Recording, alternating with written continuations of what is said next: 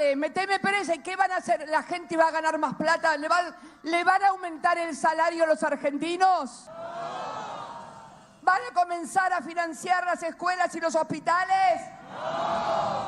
¿Van a poder pagar la deuda en dólares que tienen con el Fondo Monetario Internacional y con los bonistas?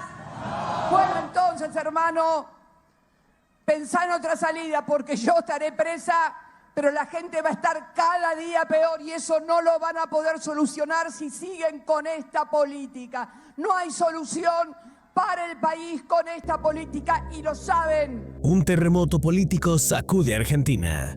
Cristina Fernández de Kirchner, la fuerza indomable de la política argentina durante 3 décadas, ha sido sentenciada a 6 años de prisión y a la inhabilitación de por vida para ejercer cargos públicos.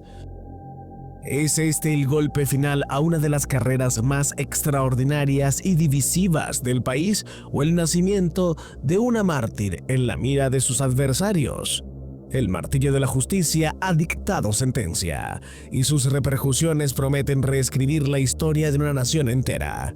Esto es más que una condena, es un punto de inflexión. Cristina Fernández de Kirchner, la figura que ha dominado la política argentina durante 3 décadas, ha sido sentenciada a 6 años de prisión e inhabilitación de por vida para ocupar cargos públicos. El martillo de la justicia ha caído y sus ecos prometen redefinir el futuro de una nación entera. ¿Estamos ante el fin de una de las carreras políticas más extravagantes y divisorias del país? ¿O es este el momento exacto en que nace una leyenda, una mártir perseguida por sus enemigos? En este video vamos a desgranar los pormenores de este terremoto político, analizando pruebas y opiniones de seguidores y detractores, donde trataremos de responder la pregunta que todos se hacen. ¿Qué sigue ahora para Argentina? Esto es mucho más que una condena, es un punto de inflexión en la historia. Permanezcan con nosotros mientras desgranamos este terremoto político. Suscríbete para no perderte ningún detalle de esta historia que está redefiniendo el futuro de la política argentina y mundial. La caída de la reina Cristina, crónica de una sentencia anunciada. Una decisión que quedará grabada en la memoria de todos los argentinos. La Corte Suprema de Justicia de la Nación, máxima autoridad judicial del país, puso punto y final rechazando la última apelación de Cristina Fernández de Kirchner en la famosa causa Vialidad. En un fallo de 27 páginas, los 3 jueces del máximo tribunal fueron contundentes. La condena de 6 años de prisión y la inhabilitación perpetua para ejercer cargos públicos quedaba firme. La decisión valida la sentencia de un tribunal inferior que en 2022 la encontró culpable de un delito gravísimo: administración fraudulenta en perjuicio del Estado. ¿Pero qué significa esto en la práctica? Veremos a la expresidenta tras las rejas. Aquí es donde la historia da un giro. A sus 72 años, la ley argentina la ampara.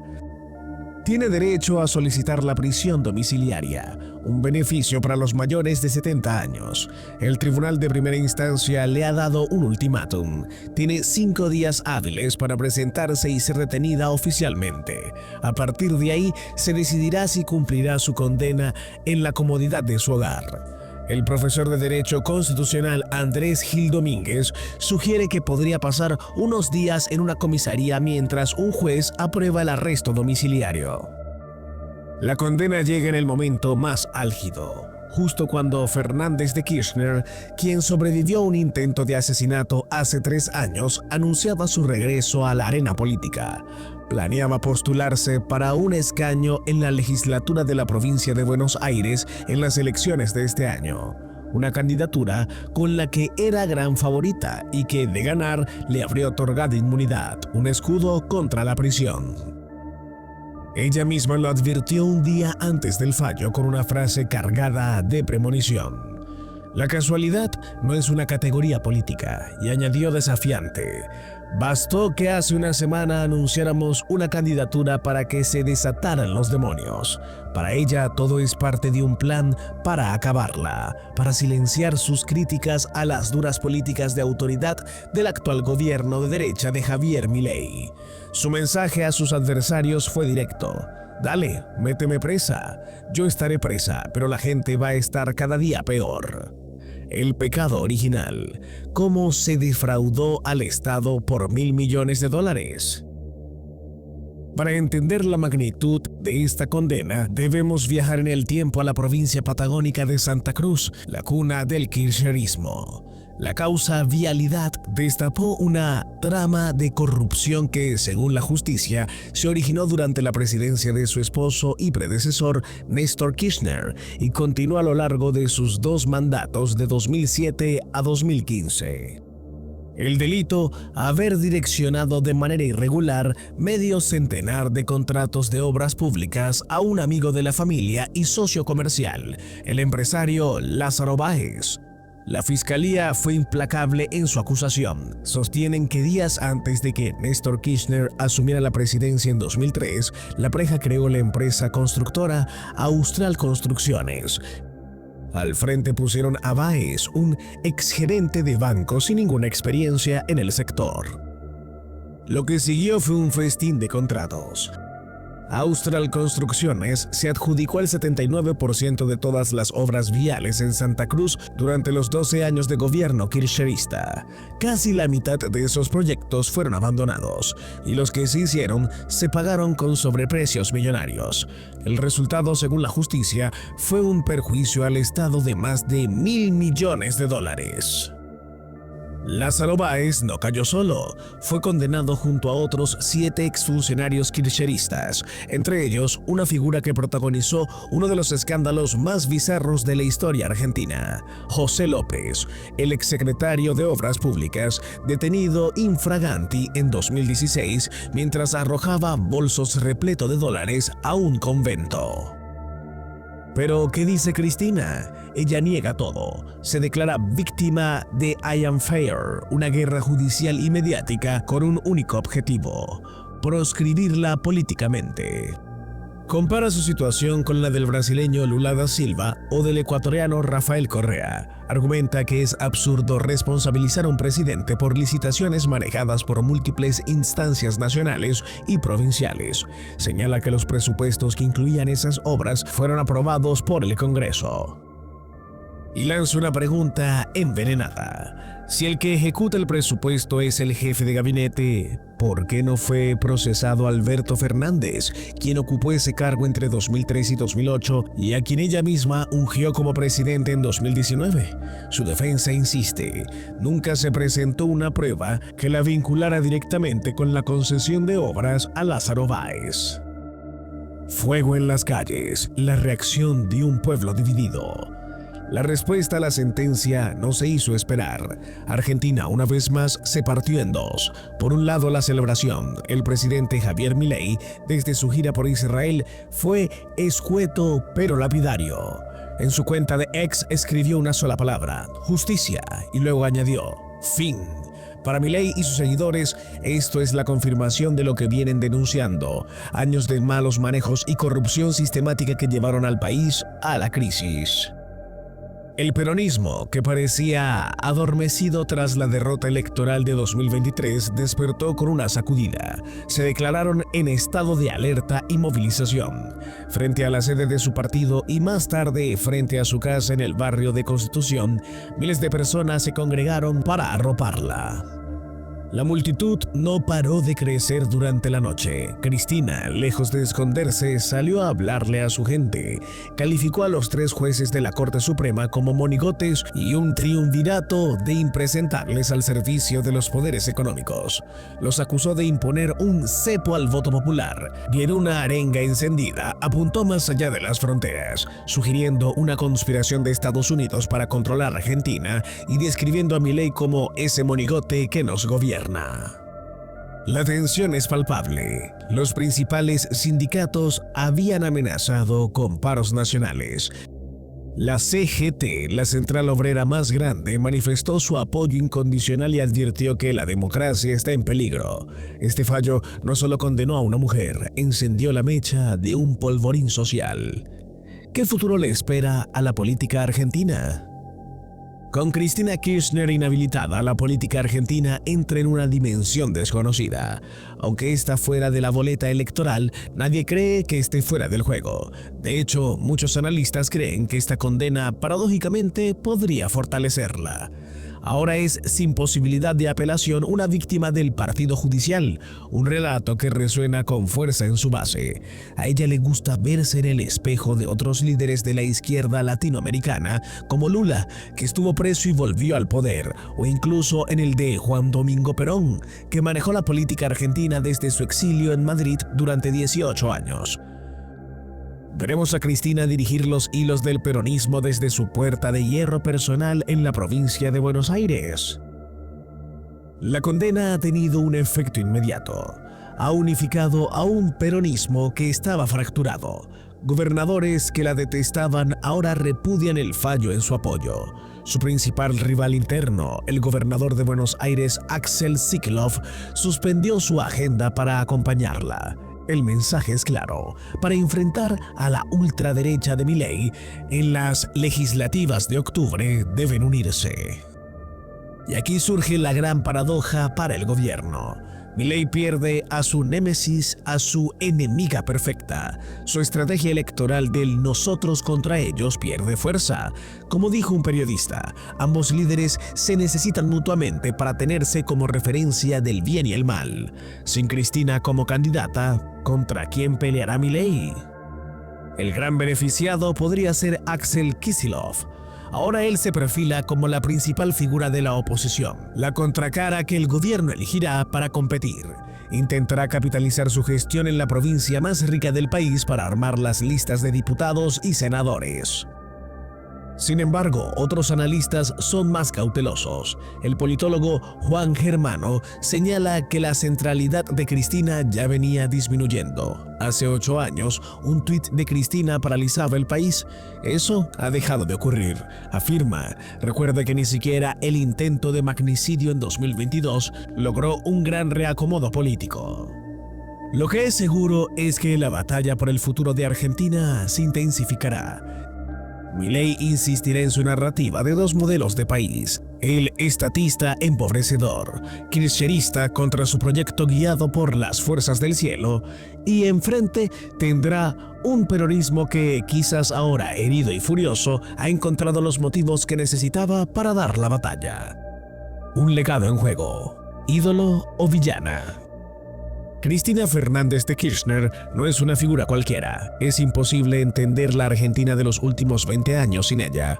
Fue diputada, senadora, 2 veces presidenta y una vicepresidenta. Junto a su esposo Néstor, inauguró un largo periodo de hegemonía del peronismo de izquierda, la contracara del neoliberalismo de los 90. Para una gran parte del país, su nombre es sinónimo de corrupción y desmanejo económico. La culpan, junto a su marido, de la crisis que atraviesa Argentina. Pero para otra parte, para su base leal y apasionada, es la líder que implementó ambiciosos programas de bienestar social, la defensora de los trabajadores y los más humildes, al estilo de Evita Perón, cuya imagen ondea en las banderas de sus seguidores.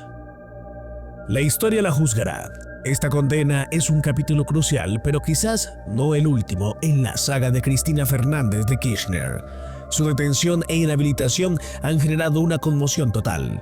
La pregunta que flota en el aire es si este golpe judicial la debilitará hasta hacerla desaparecer del centro de la escena, o si por el contrario la convertirá en un símbolo de resistencia que galvanice a la oposición y complique el futuro del gobierno de Milei. El nacimiento del kirchnerismo, de la Patagonia al poder absoluto. Mucho antes de ser la figura central, Cristina Fernández forjó su carrera codo a codo junto con su difunto esposo, Néstor Kirchner. Su historia política conjunta comenzó en la lejana provincia de Santa Cruz, en la Patagonia. Allí Néstor gobernó durante más de una década, sentando las bases de lo que sería su futuro proyecto nacional. Cristina no era una simple acompañante, fue una activa legisladora, perfeccionando un estilo combativo y una retórica filosa que se convertiría en su marca registrada. Cuando Néstor llegó a la presidencia en 2003, en medio de una de las peores crisis económicas del país, Cristina se convirtió en la primera ciudadana, una senadora influyente y la estratega principal detrás del poder. Juntos consolidaron un modelo de poder hegemónico. La inhabilitación perpetua, el verdadero jaque mate. El rugido de la Corte Suprema ha resonado como un trueno en el firmamento político argentino, confirmando lo impensable: el arresto y la inhabilitación política de por vida de Cristina Fernández de Kirchner es un golpe sin precedentes, una estocada letal que no solo la condena a 6 años de prisión domiciliaria por administración fraudulenta, sino que sepulta de un plumazo sus aspiraciones de regresar al poder. La titana que dominó la escena política durante 2 décadas, la figura que galvanizó multitudes y encendió pasiones, se ve ahora arrinconada, con su carrera política sellada por el peso ineludible de la justicia. La historia en este instante crucial parece escribir un nuevo capítulo. La noticia ha desatado un verdadero terremoto en el escenario político argentino, con reacciones que van desde el éxtasis opositor hasta la furia destacada del kirchnerismo. Para sus detractores, es el triunfo de la justicia sobre la impunidad, el fin de una era de corrupción que, según afirman, saqueó las arcas del Estado. Para sus leales, es la consumación de una persecución política implacable, un lawfare orquestado por el partido judicial para proscribir a la líder más influyente del peronismo. Las calles se preparan para la protesta, los militares claman por su fusilada que vive, pero la sentencia de la Corte es firme. La República, para algunos, finalmente ha hablado. La inhabilitación perpetua es el verdadero jaque mate. No solo es una condena a la prisión, sino una amputación política que le impide presentarse a cualquier cargo electivo, un destierro definitivo de las urnas. La jefa ya no podrá ser candidata, y la pregunta que resuena en cada rincón del país es: ¿quién ocupará el vacío que deja la figura más polarizante de la Argentina contemporánea? Este veredicto marca un antes y un después en la historia judicial y política argentina. Se trata de una rara, casi insólita instancia en la que un ex jefe de Estado enfrenta consecuencias judiciales tan tangibles en un país acostumbrado a la impunidad. La condena a Cristina Kirchner, más allá de los detalles legales, es un mensaje contundente sobre la independencia de poderes y el fin de la era del todo vale para los poderosos. El laberinto sin salida, Cristina al borde del abismo. La causa vialidad es apenas la primera ficha de dominó en una caída que amenaza con ser estruendosa. Hoy la sentencia la arrastra al borde de la prisión domiciliaria, pero es solo el preludio de un infierno judicial que ha perseguido a Cristina Kirchner durante años. Su figura, que alguna vez fue intocable, se ve ahora sepultada bajo una montaña de acusaciones que pintan un cuadro de corrupción sistemática y escandalosa. Los casos Hotzeur y Los Sauces son el siguiente acto en un thriller de proporciones épicas donde la sombra del empresario Lázaro Báez, beneficiado con contratos estatales, se cierne sobre un posible esquema de sobornos y blanqueo que podría llevar a la expresidenta a un escenario aún más oscuro. Y como si fuera poco, atención, en noviembre otro juicio la espera, prometiendo revelaciones explosivas sobre un presunto esquema de sobornos a gran escala que sacudirá los cimientos del poder. Pero la acusación más escalofriante y demoledora es la que la vincula con el brutal atentado a la Amaya en 1994, un golpe directo al corazón de la memoria argentina. Se le imputa haber conspirado directamente con Irán a través de un memorándum de entendimiento, no solo para garantizar la impunidad de los sospechosos de un crimen que dejó 85 muertos, sino, y esto es lo más macabro, a cambio de beneficios comerciales encubiertos. En conclusión, Cristina Kirchner no es solo una política, es un símbolo que despierta las pasiones más extremas. Se le idolatra o se la odia profundamente, pero nadie es indiferente a su figura. Para millones, ella representa la inclusión, la ampliación de derechos, la defensa de la industria nacional y la dignidad de los más humildes. Para este sector, su condena es la culminación de un plan para borrar de la historia una era de conquistas populares. Del otro lado del abismo, para la otra mitad del país, su legado es el de la corrupción institucionalizada, la decadencia económica, la soberanía y la fractura social. La ven como la principal responsable de las crisis actuales y celebran su condena como un paso necesario para sanear la república y terminar con la impunidad. Y así el telón se cierra sobre un capítulo, pero la obra de Cristina Fernández de Kirchner está lejos de terminar. ¿Será esta condena el eco final de su voz o el preludio de una sinfonía de resistencia que galvanizará a una oposición herida y desatará un vendaval político para el gobierno de Milei? Argentina se encuentra en la encrucijada y el futuro de la nación pende de un hilo. Déjanos tus comentarios. ¿Crees que Cristina será la mártir que unifique el peronismo o su condena marcará el fin de una era? Tu opinión cuenta y no olvides darle like, compartir el video y suscribirte y activar la campanita para no perderte el próximo capítulo de esta y otras sagas políticas que definirán el destino del mundo. Hasta la próxima.